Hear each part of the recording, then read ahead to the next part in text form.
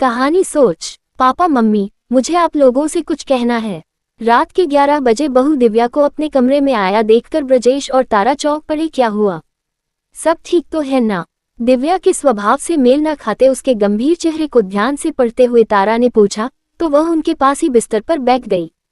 फिर तारा का हाथ अपने हाथ में लेकर बोली, मम्मी एक बात कहूँ, जब तक बुआजी घर पर हैं आप लोग मुझसे रोब से बात किया कीजिए और मम्मी आप मेरा हाथ मत बटाइए। मैं ऑफिस से 2 दिनों की छुट्टी ले लेती हूँ। पर किस लिए? तारा ने हैरानी से पूछा तो वह रोनी सी सूरत बनाकर बोली, मम्मी बुआजी के सामने मेरा इंप्रेशन बहुत खराब हो गया है। वो मुझे बिल्कुल नकारा बहू मानने लगी हैं। दिव्या ने जिस संजीदगी से ये बात कही, ब्रजेश को हंसी आ गई। किसी तरह अपनी हंसी रोककर बोले, बिटिया अपनी बुआ सास की बात दिल पर मत लो और वैसे भी तुम्हारा इंप्रेशन खराब नहीं हुआ है। उल्टा मेरी बड़ी बहन का इंप्रेशन तुम्हारे सामने खराब हुआ है। नहीं पापा, आज जो कुछ भी हुआ वो मुझे ठीक नहीं लगा। हमारे तौर तरीके बुआजी को नापसंद है और रही बात मेरी, तो बुआजी मुझे नकारा और फुहर समझती हैं। मम्मी क्या ऐसा नहीं हो सकता है कि जब तक बुआजी है तब तक पूरे घर का काम मैं करूं? आप लोग मुझे आदेश दें और मैं उसका तुरंत पालन करूं। दिव्या की इस अजीबोगरीब मान के पीछे उसकी मनोदशा तारा समझ रही थी। जब से उनकी बड़ी नंद रमोला जीजी घर आई हैं, तब से घर में कुछ तनाव का माहौल हो गया है। बात बात पर उसकी तुलना जीजी अपनी बहू अलका से करती है। उनकी टोका-टाकी, टीका टिप्पणी से ब्रजेश तारा दोनों परेशान हो गए हैं। रमोला जीजी के अनुसार ब्रजेश और तारा ने घर की बहू के सामने अपने पद की गरिमा नहीं रखी। बहू के सामने भी वो अपने छोटे छोटे काम खुद करते हैं जो उनको शोभा नहीं देता है। यहाँ तक कि उनको ब्रजेश द्वारा दिव्या को दिव्या बिटिया संबोधन भी नहीं सुहाता। आज की घटना के बाद से तो उनका मूड बहुत ही खराब है। घर के सदस्य भी असहज महसूस कर रहे हैं। तारा की आंखों के सामने कुछ देर पहले घटी घटना घूम गई। सब रात को डाइनिंग टेबल पर बैठे हंसी खुशी डिनर कर रहे थे। गपशप के बीच हंसी मजाक भी साथ साथ चल रहा था।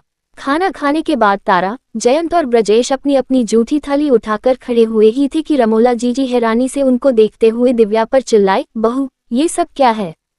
सास ससुर अपनी जूठी थाली लिए जा रहे हैं और तुम देख रही हो।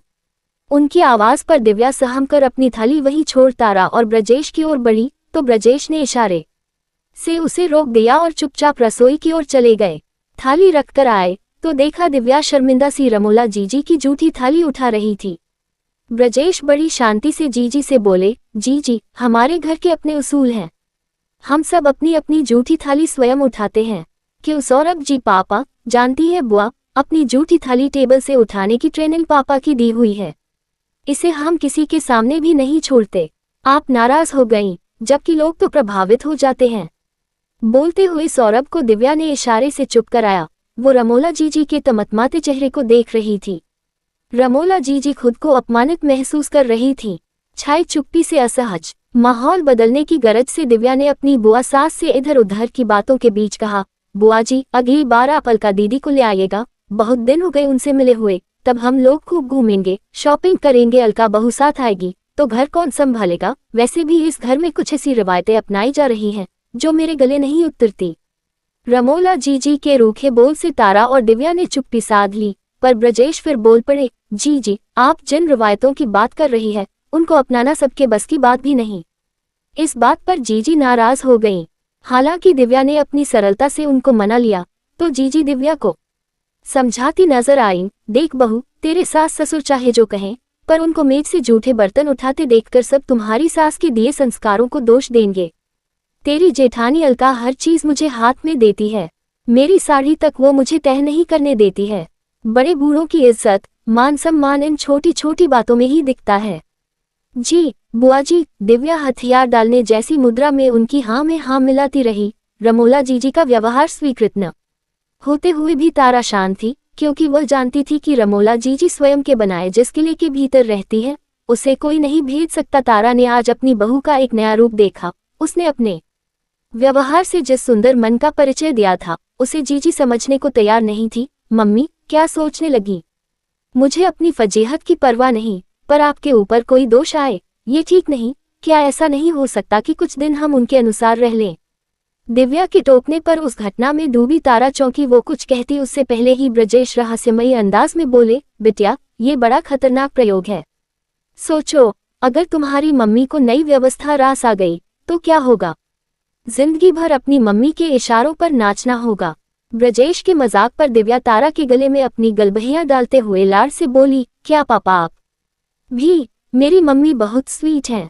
मेरे साथ ऐसा कुछ नहीं होगा, इसलिए मैं मम्मी के खिलाफ किसी को बोलने का कोई मौका नहीं देना चाहती हूँ। आप लोग हमारे आदर्श हो, पर बुआजी मेरे या आप लोगों के प्रति कोई बुरा इंप्रेशन लेकर जाएं, ये ठीक नहीं है। दिव्या के कहने पर तारा प्यार से उसके हाथों को सहलाते हुए बोली, ये उजूल ख्याल तुम्हें क्यों आ रहे हैं? सबके घर की अपनी अपनी व्यवस्था होती है। तुम नौकरी करती हो, ऐसे में हम अपने छोटे छोटे कामों के लिए तुम पर आश्रित हो जाएं, तो कुछ दिन तो तुम सहोगी, पर धीरे धीरे उस बोझ के तले उकताओगी, चिड़चिड़ी हो जाओगी। और भाई, हमें तो अपनी हंसती मुस्कुराती बिना बनावट वाले स्वभाव की बहू चाहिए। आज तुम अपनी बुआ सास के तानों से डरकर कुछ देर के लिए ही सही पर ढांचे को हिलाओगी तो तुम्हें परेशानी होगी। तुम असंतुष्ट होगी तो हम परेशान होंगे। तुम्हारे और सौरभ के रिश्तों पर असर होगा। इतना सारा बदलाव किसी को इम्प्रेस करने के लिए ठीक नहीं। तारा के ये सब कहने के बावजूद दिव्या सोच में डूबी रही तो ब्रजेश बोले, जाओ, जाकर सो जाओ, कल तुम्हारा प्रेजेंटेशन है और हाँ, ये मेरा आदेश है। ब्रजेश के कहने के अंदाज पर तारा जोर से हंस दी और समय होता तो दिव्या खिलखिला उठती, पर दिव्या के होठों पर मुस्कान की एक रेखा भर आ पाई। दिव्या चली गई तो ब्रजेश कहने लगे, इन 2 दिनों में दीदो ने बेचारी को डरा ही दिया है। बोलूं तो मैं जीजी से बात करूं ना, आज बहुत तमाशा हो गया। 2 दिन के लिए जीजी आए हैं, बिना किसी विवाद के हंसी खुशी समय निकल जाने दो।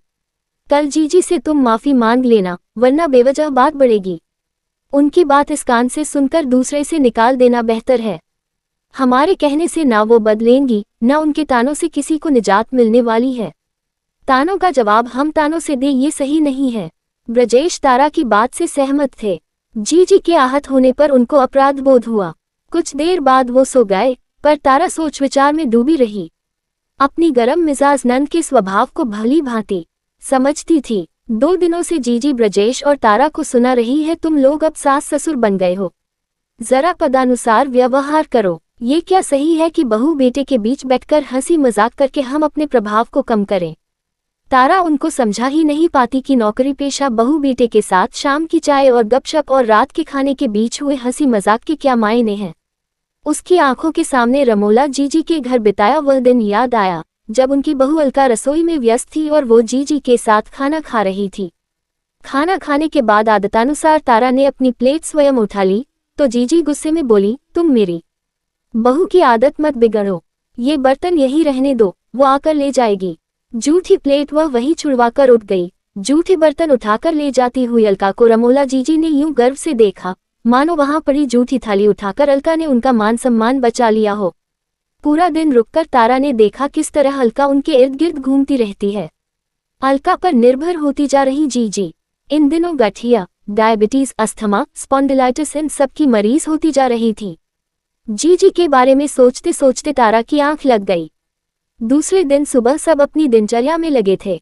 दिव्या नाश्ते की तैयारी कर रही थी, तभी जीजी की बहू अलका का फोन आया। आज उसका जन्मदिन था। इस अवसर पर वह अपनी सास से आशीर्वाद लेना चाहती थी।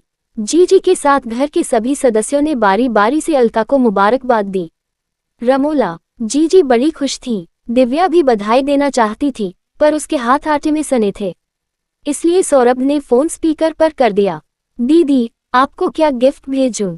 दिव्या के पूछने पर कुछ मौन के साथ अलका की हंसी मिश्रित आवाज आई, मेरी सास को कुछ दिन और अपने घर पर रख ले, चाहे तो हमेशा के लिए। आह, इससे अच्छा और क्या गिफ्ट होगा। सच दिव्या, उनकी गैरमौजूदगी में ये घर लग रहा है, कैदखाना नहीं। जैसे कोई कीमती चीज क्षण की आवाज से गिरकर टूटी हो, कुछ ऐसे ही जीजी का दिल टूटा था। कमरे में यकायक सन्नाटा छा गया। सब स्तब्ध थे, हतप्रभ। सौरभ ने जल्दी से स्पीकर बंद कर दिया था। दिव्या आटे सने हाथ से रिसीवर लेने दौड़ी। अलका दीदी, मैं ऑफिस के लिए निकल रही हूँ, बाद में बात करती हूँ, कहते हुए उसने फोन काट दिया। सन और शर्मिंदा खड़े दिव्या और सौरभ बुआ से आंखें मिलाने की स्थिति में नहीं थे। ये क्या कह दिया अलका भाभी ने? ऐसी उम्मीद नहीं थी उनसे। जीजी आकाश से परकटी चिड़िया की भांति चुपचाप अपने कमरे में पड़ गईं। रमोला जीजी किस छलावे में जी रही है, इसका एहसास अब तक उनको हो गया था। कुछ देर बाद ब्रजेश और तारा उनके पास गए तो जीजी की आंखों में नमी देखकर उनको बहुत बुरा लगा। तारा ने उनको गले लगाते हुए कहा, बच्चे हैं, मस्ती में कुछ भी कह देते हैं, भूल जाए आप। नहीं तारा, अलका से पूछूंगी कि ऐसा क्यों कहा उसने। जी, आप ऐसी गलती मत कीजिएगा। जो हुआ उस पर पर्दा पड़े रहने दीजिए, उसी में समझदारी है। बस ऐसा क्यों कहा, उसे समझने का प्रयास कीजिए। तारा के कहते ही ब्रजेश अपनी बहन की मनोदशा को समझते हुए बोले, जी, दूसरों के दोष देखना सबसे सरल है, पर वो ऐसा क्यों है, हम उसके लिए क्या कर सकते हैं।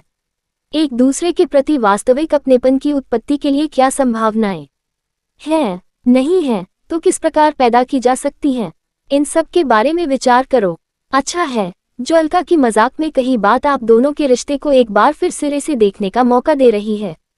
पर ब्रजेश, अलका खुद ही तो मेरे आगे पीछे दौड़ती है, वो शायद इसलिए कि उसे लगता है कि इस निरर्थक सम्मान से आप खुश होंगी।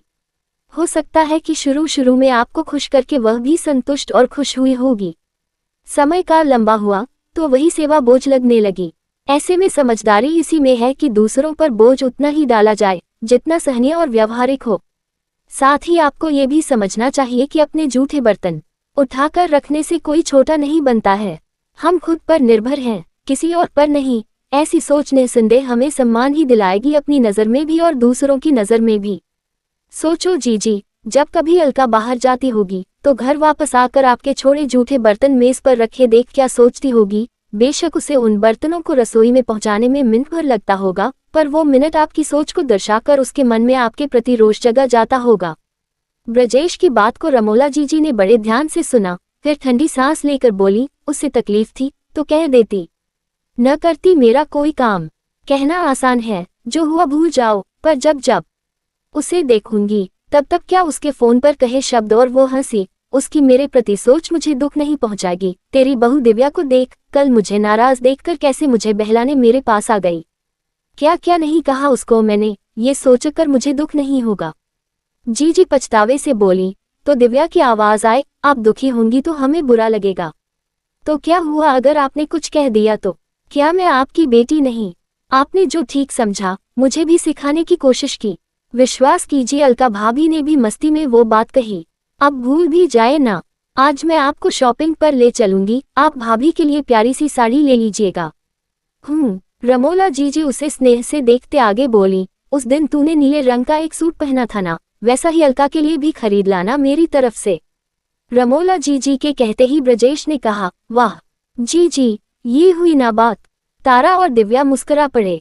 दिव्या मुस्कुराती हुई धीमे से बोली, वाह अलका भाभी, इस बार आपके जन्मदिन पर ऐसा उपहार मिलेगा जिसे आप हमेशा के लिए सहेज कर रखना चाहेंगी।